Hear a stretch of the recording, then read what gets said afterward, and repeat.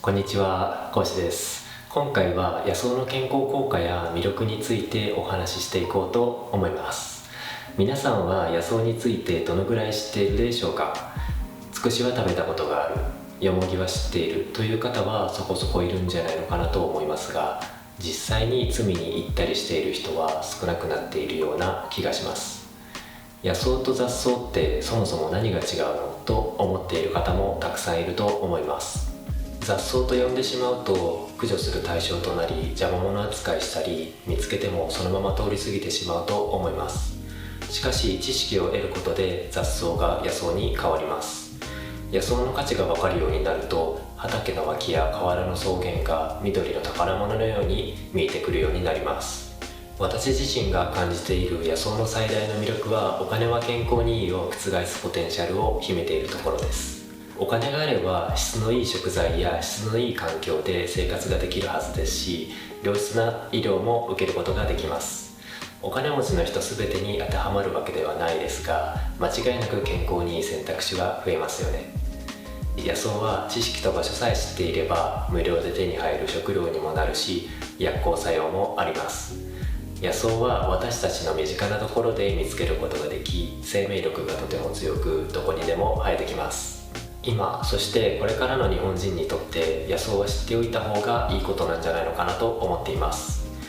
日本の食料自給率は1965年では 70% 以上でしたが、近年では 40% 程度になっています。半分以上を輸入に頼っているということですね。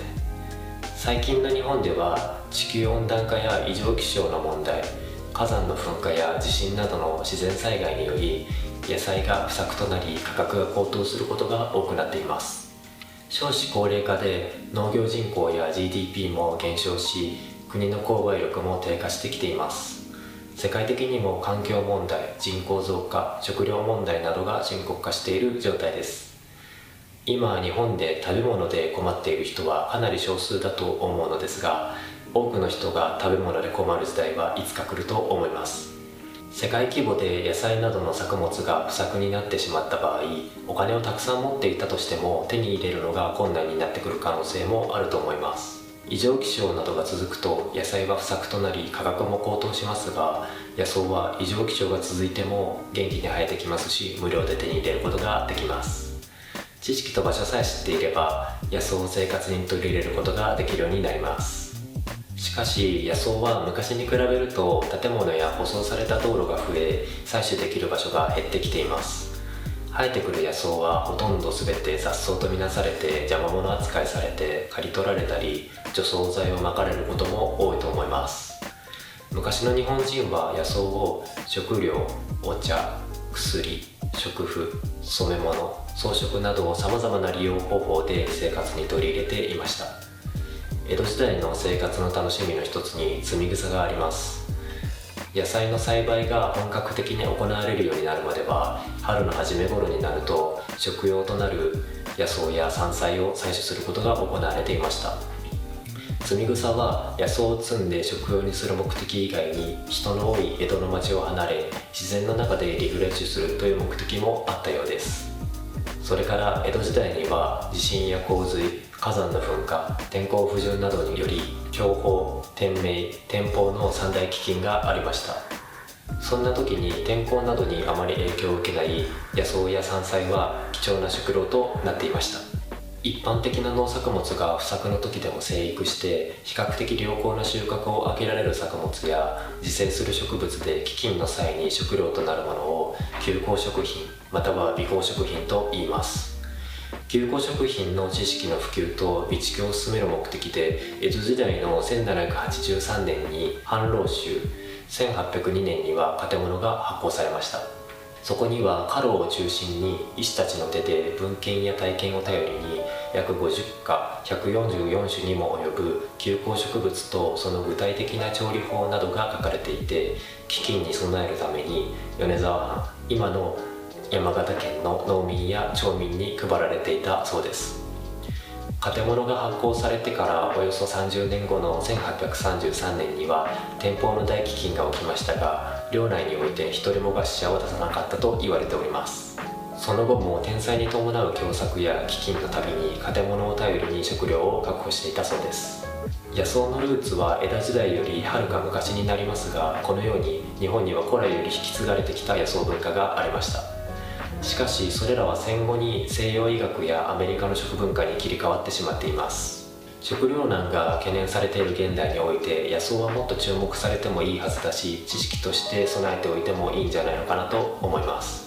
野草は栄養素が豊富で、ビタミンやミネラル、カルシウム、酵素などが野菜よりも豊富に含まれていることが多いです。最近では有機栽培や自然栽培などの野菜が注目されることが多くなっていますが、野草はそもそも無農薬、無肥料ですよね。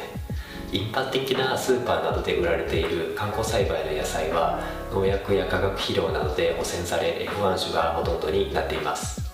その結果、野菜の形は膨らむけれど栄養価は落ち、生命力の乏しい野菜が多くなっています。新型栄養失調で一般的に言われている原因は偏った食事や野菜不足などですが、観光栽培の問題や自然環境の変化なども現代におけるさまざまな心身の病気の増加に関係していると考えられます。消費者が安さを求めた結果の観光栽培ならば、栄養価が豊富で無農薬無肥料で、しかも無料で手に入る野草はぜひ生活に取り入れてみてほしいなと思っています。実践的な話をしていこうと思うのですが、実際に野草を採取する際にはいくつか注意点があります。まず、できるだけ自分がよく知っている場所で採取してください。車の排気ガスや除草剤の使用、ペットの散歩道などは要チェックです。農薬を使用している可能性のある田畑の近くも避けましょう。あと、毒草には注意してください。図鑑などで調べて確実に判別できるものだけを採取してください。このような野草の図鑑や自然療法の本に野草の写真や特徴などが書かれています。インターネットの情報なども活用してください。それから取りすぎにも注意してほしいです。乱獲したり根っこから取るとその植物が根絶やしになってしまいます。最悪の場合、来年同じ場所で同じ野草が採取できなくなってしまうかもしれません。最後に野草に含まれる栄養素や健康効果について話します。有名な野草の3種類を少しだけ紹介しようと思います。まずよもぎ。よもぎはビタミン A、B1、B2、C、K が豊富で、ビタミン K は野菜の中でもトップクラスの含有量を誇ります。カルシウム、鉄、カリウムも豊富です。それからほうれん草の3倍とも10倍とも言われるほどのベータカロテンを含みます。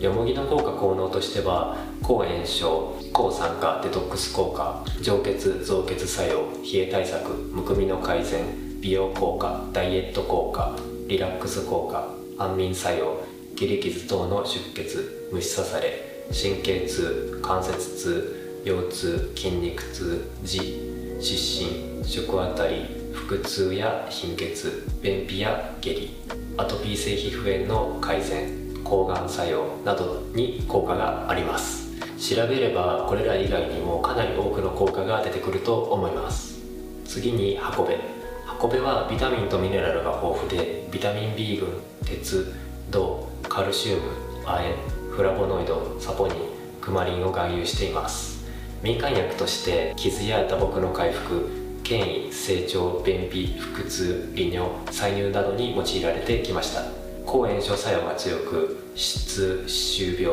胃腸炎、虫垂炎が緩和し、皮膚の腫れや荒れ、かゆみを鎮める効果もあります。最後に杉菜を紹介します。杉菜にはサポニン、ケイ素、カルシウム、マグネシウム、ナトリウム、クロロフィルが含まれています。活性酸素の除去、むくみの解消、自律神経を整える効果、アンチエイジング効果、解熱、結石、糖尿病の予防、アトピー性皮膚炎の改善、膀胱炎や尿道炎の改善をしてくれるそうです。現代人に多い栄養不足、慢性病や心身の不調に野草は手軽だし、非常に役に立つと思います。それから野草採取は自然の中でリフレッシュをするきっかけにもなります。野草をいざ採取しようとすると、できるだけ空気や水がきれいな環境を選ぶはずです。都会は雑多ですし、汚れた空気、ノイズ、電磁波などのストレスに悩まされている人は多いはずです。また近年では都市開発などが進み、生活環境から自然環境が減少しており、子どもの自然体験が減少しています。テレビゲームやパソコンなどの普及により室内遊びの増加、習い事や塾通いが増えたことによって外遊びの時間が減少しています。子供に自然体験をさせることによって様々なメリットがあります。運動能力、体力の増進、自然や環境問題に関心を持ちやすくなる、五感の刺激で脳を活性化させる効果、コミュニケーション能力を伸ばす効果、それから外遊びで体力を消耗するとよく眠れるようになるため生活リズムを整えられます。野草採取は大人と子供が一緒に出かけて一緒に遊ぶとてもいいきっかけにもなると思います。また昔はもっと自然がたくさんあった、昔の人はこういう食べ物を食べていた、そういう話を子供に伝えていくことも大切だと思います。今回は野草についてお話ししてみたのですが、いかがでしたでしょうか。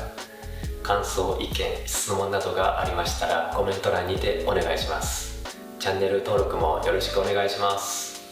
では。